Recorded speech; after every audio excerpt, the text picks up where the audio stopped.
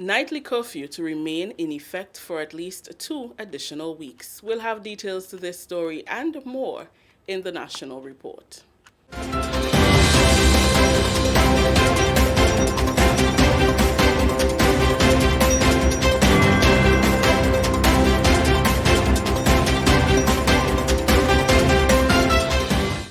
With the details to the news for Tuesday, January 26, 2021, I am Rakisha St. Louis. The nightly curfew implemented to help curb the potential spread of COVID-19 through social activities will remain in place for at least the next 2 weeks. During Tuesday's post-cabinet press briefing, Minister of Health Honorable Nicholas Steele confirmed that the cabinet agreed to keep the 10 p.m. to 5 a.m. curfew in place, although the country currently has only 11 active cases of COVID-19. According to Minister Steele, the threat of COVID-19 has never been greater from outside of Grenada. Reference was made to the increasing number of cases in both Barbados and St. Vincent and the Grenadines, two of Grenada's closest neighbors. Minister Steele said despite tremendous improvements made in both the healthcare system and border control system, weaknesses still exist, as is the case in every other country around the world. He noted too that the virus is getting stronger and claiming more and more victims. I do understand and hear the calls from individuals who are saying, as Dr. Charles has said, that there are no active community cases, cluster cases in Grenada, that all of the cases that we have picked up are travel related and in quarantine. And in fact, we haven't even picked up one of those in the last 24 hours. I hear that and would love to be able to find comfort in that, to say, let us relax, let us release. But I also have to, and we have to look at everything else that's going on. And while we want to and have always said that we want to find the balance between lives and livelihoods, we, at this point in time, based on what we see happening throughout the region, based on the changes we've seen with this virus, and most recent changes with this virus, we prefer to err on the side of caution. I know for many out there, that is not what they would like to hear. Many were looking forward to further easement, whether it is just to be more sociable, or whether it is that they have a business that's related to or is significantly affected by the curfew hours. But at this point in time, we cannot find a way to accommodate curfew going later, i.e. more social activity, with the risks the way they are right now. Minister Steele encouraged Grenadians and visitors alike to maintain compliance with the COVID-19 protocols, to wear their mask in public spaces, and to respect the curfew. Continuing the news, the government of Grenada has deployed additional resources to the sister isle to strengthen border control in the face of a growing number of COVID-19 cases in neighbouring St. Vincent and the Grenadines.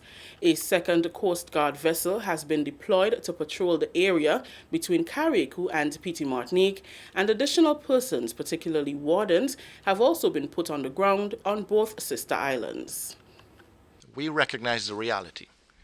We are one Caribbean people, and in particular, Grenada and St. Vincent and the Grenadines, and even more so, Carriacou, Petite Martinique, and the southern Grenadine Islands interact as one people, and we're proud of this. But in this instance, where unfortunately we see our brothers and sisters in St. Vincent and the Grenadines being tried and tested by COVID, we have to take additional measures to control our border between St. Vincent and the Grenadines and Grenada, in particular Carriacou and Petite Martinique. In addition to the extra resources deployed, the Ministry of Health is also engaged in widespread testing and significant sensitization of the population through public service announcements and direct interaction with residents. The individuals that make an income from that interaction between the islands. And based on all the reports that we have received, There is a general compliance to follow and a recognition of the risks that are involved. So we will keep you updated, and we ask any and all of you who are out there in Carriacou and Petit Martinique to continue to cooperate with us, and those who are traveling back and forth to understand as best as possible the need to do this. We are very much aware. The minister empathized with persons who are adversely affected by the new measures, but said increased vigilance is important at this time. This is the National Report. The news will continue after the break.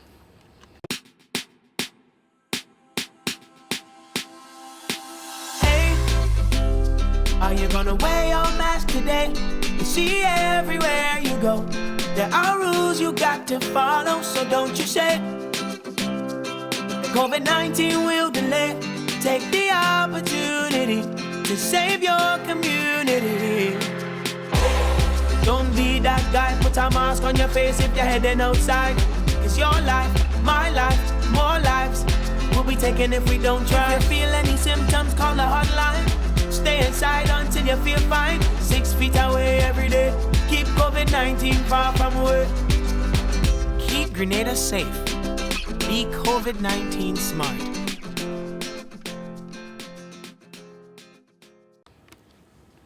Welcome back.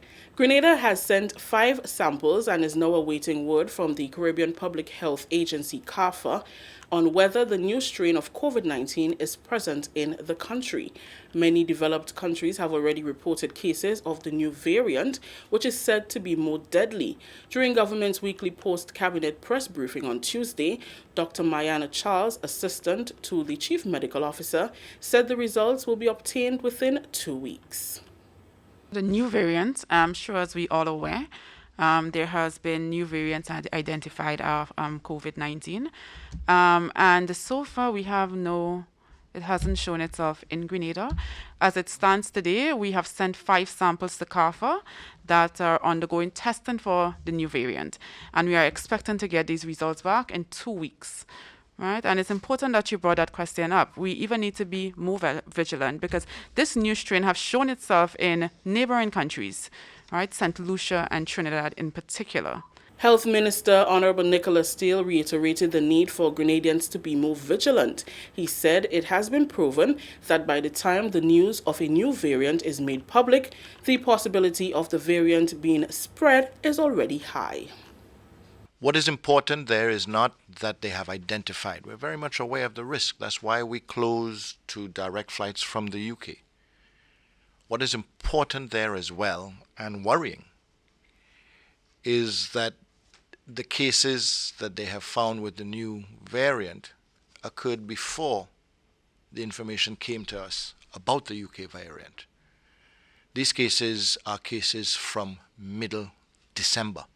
Early and middle December that were in St. Lucia.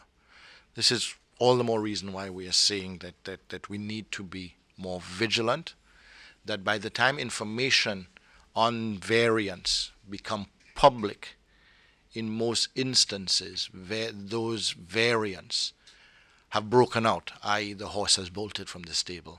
We hope that it is not, but that is also one of the reasons why we're taking these additional measures. Finally in the news, the Ministry of ICT Grenada has received IT equipment from the International Telecommunications Union that is specified with next generation speech engine and speech recognition to benefit individuals with sight and hearing impediments. The assistive devices will be handed over to the Grenada National Council of the Disabled. Program coordinator of the ITU, Sylvester Cadet, says they decided to collaborate with the Ministry of ICT based on the limited access to technology. Why the emphasis on persons with disabilities? One of the reasons, too, is that 15% of the world's population live with disability, and this represents almost 1 billion people. And therefore, throughout the world, persons living with disabilities are already benefiting from the advantage of ICT-enabled applications, but there are significant equity gaps in use of ICT devices, as well as, of course, in terms of applications by persons with disabilities. Permanent Secretary in the Ministry of ICT, Finley Jeffrey, expresses his gratitude to the union.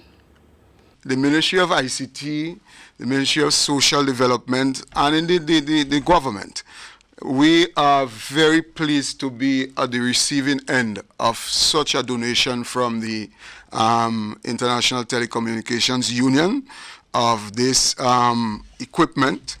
And I am really sure that it would have a profound, a lasting, and a fundamental impact on the lives of the disabled community. Social Development Minister Honorable Delma Thomas welcomes the donation, which will benefit her ministry and, by extension, the Grenada National Council of the Disabled. We are really happy to be a part of this very special initiative that will provide greater access of knowledge and independence to persons living with disabilities in Grenada. Those devices will facilitate greater inclusion and accessibility to mainstream communication technologies. And we know in this period, we need technology more than ever. We need it for education. We have many of our families needing assistance from government, and our government is committed at this time to ensuring that we leave no one behind, even persons with disabilities. Also present at the ceremony was Minister with Responsibility for ICT, Honorable Pamela Moses, Cleveland Thomas, Regional Director of the International Telecommunications Union, Jovis Dabriu, ICT Officer in the Ministry of Education, and staff of the Grenada National Council of the Disabled. That story just ended the national report for today, Tuesday, January 26th. Let's recap the top story. Nightly curfew to remain in effect for at least 2 additional weeks. On behalf of the entire news and production team, I am Rikisha St. Louis saying thank you for joining us. Until next time.